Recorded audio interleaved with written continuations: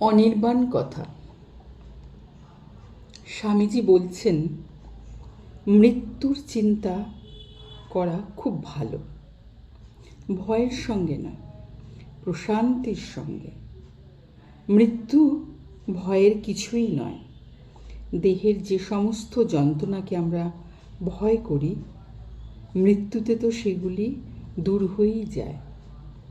আর যাওয়ার আগে মনে হয় মৃত্যুই যেন মায়ের মতো কোল পেতে দিল, পদ্ম হস্তে বুলিয়ে সকল জ্বালা জুড়িয়ে দিল।